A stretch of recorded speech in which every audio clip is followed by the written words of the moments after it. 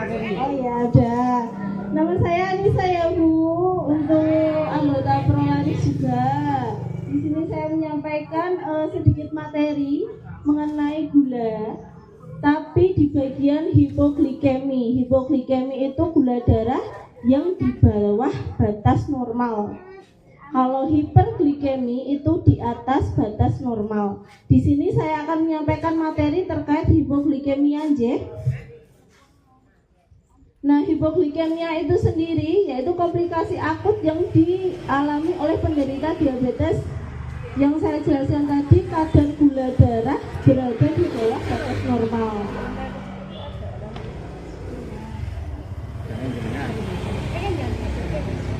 Nah, di sini apa itu hipoglikemi? Yaitu hipoglikemi itu bisa terjadi secara tiba-tiba, kemudian tidak disadari juga, dan jika tidak diobati akan menimbulkan kebingungan, pingsan, lemes, dan yang paling berat menyebabkan kematian. Nah, penyebab hipoglikemi itu sendiri yaitu apabila mengonsumsi obat yang tidak teratur.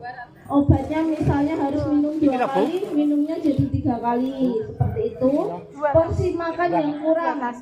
Orang itu harusnya jenengan rutin sehari, misal dijatah 2 kali sehari makan nasi.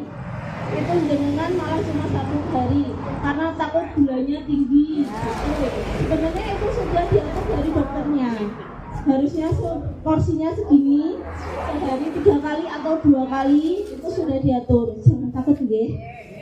Terus tidak mau makan atau lupa, sama kayak tadi, takut gulanya tinggi, kan jadinya lemes. Sementara untuk kandungan gula itu biasanya di pada nasi itu lebih tinggi. Jadi untuk penderita DM jangan takut untuk makan nasi, ya. Karena itu dilihat dari dokternya sendiri, dari cek gula jenengan. Kalau jenengan rutin makan minum obat teratur, insya Allah gulanya aman, gitu ya.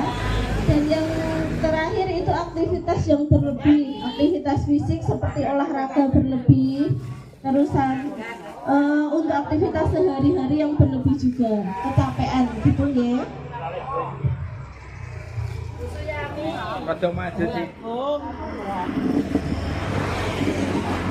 Kemudian untuk gejala hipoglikemi itu sendiri ada perubahan mood, ada berkeringat, pucet, lemes, gemeter, pusing, terus ada lelah sama lapar. Jadi tetap hipoglikemi itu yang paling diutamakan makan sama minum obat yang teratur, itu ya. Terus siapa saja yang bisa mengalami hipoglikemi? Itu satu, pada penderita diabetes yang lama. Terus usia lanjut, orang yang mengalami depresi, stres. Kenapa bisa? Karena makannya kurang, minum obat tidak mau, gitu ya. Terus orang yang mengonsumsi alkohol dengan obat sama aja, tidak ada perubahan yang lebih baik, ya. Kemudian penderita penyakit ginjal dan orang yang mengonsumsi obat-obatan tertentu di luar obat gula, ya Bu ya. Jadi untuk obat tetap kita sarankan sesuai indikasi dokter. Sakit apapun tetap tanya dulu aja, jangan minum obat sendiri, apalagi dari anjuran ini, anjuran itu, ya. Kemudian bagaimana cara mengatasi hipoglikemi itu sendiri? Yang pertama, apabila pasien tidak sadar, otomatis kita sudah panik dan kita langsung bawa ke fasilitas kesehatan terdekat.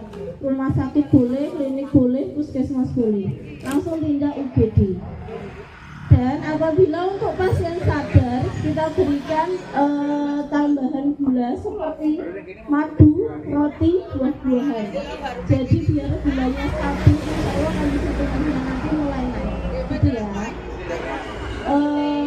Untuk pemeriksaan gula darah bisa diulangi 15 menit setelah mengonsumsi makanan tadi, gitu ya. Kemudian bagaimana cara menghindari hipoglikemi itu sendiri, yaitu dengan menaikkan dosis obat. terutama insulin, tetapi dengan sepengetahuan dokter. Kemudian untuk penderita harus makan setelah minum obat atau setelah disuntikan insulin. Sebelum olahraga sebaiknya makan terlebih dahulu. Kan mungkin banyak beberapa orang yang taunya sebelum olahraga jangan makan, takut perutnya sakit. Nah, untuk penderita gula sendiri justru dianjurkan untuk makan dulu.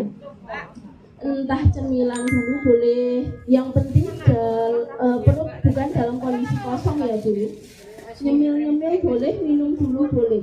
Anjuran seorang normal biasanya itu kalau bangun tidur minum dulu. Yang pasti minum air putih. Kemudian bila hipoglikemi tetap terjadi, segera hubungi fasilitas kesehatan terdekat. Karena apabila tidak ada perubahan, kepenjenengan tindak IGD rumah sakit. Gitu ya, biar dicek gulanya berapa. Nah, di sini saya berikan pengertian sedikit tentang pengertian hipoglikemi dan hiperglikemi ya. Untuk hipoglikemi sendiri itu seperti tadi, jantung tinggi, lemes, gemeter, pusing, kemudian pucat. Memang kalau ditanya jadi linglung, biasanya seperti itu. Kemudian cemas, amukan, itu kebalikannya. Untuk hiper itu lebih ke haus, sering buang air kecil. Jadi untuk hiperglikemi biasanya dialami oleh penderita yang sadar. Sadar itu tidak dalam kondisi pingsan. Bisa kayak tiap malam haus, buang air kecil berulang, kemudian nyeri perut, mual muntah, kelelahan, gitu ya.